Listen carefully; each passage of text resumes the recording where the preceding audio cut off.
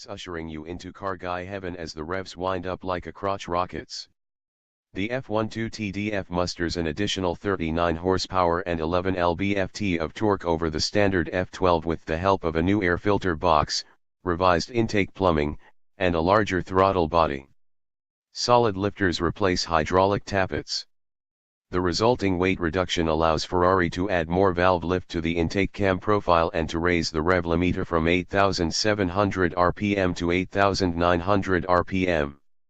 Variable length intake runners use telescoping trumpets within the intake plenum to shrink or stretch the runner length for optimized airflow.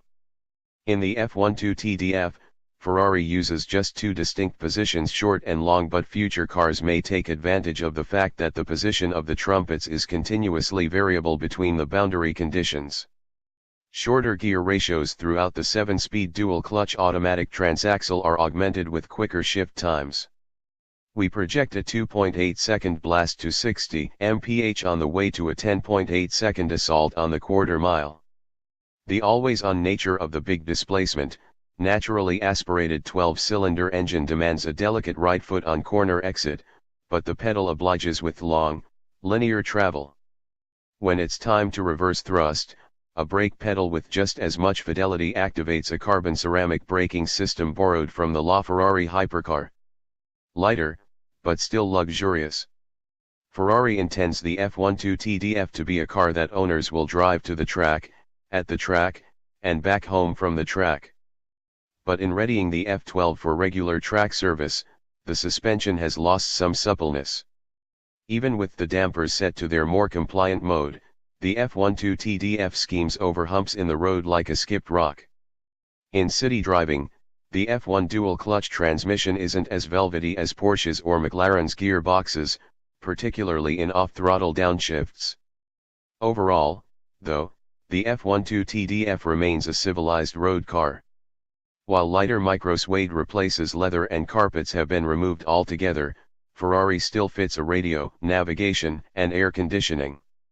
Ferrari stripped a total of 243 pounds from the F12. A chunk of that weight comes from reducing the amount of glass on the car by tapering the rear window and shrinking the rear quarter windows until the transparent section is no larger than an iPhone. Carbon fiber is now used for the door skins inside and out, plus the front and rear fascias.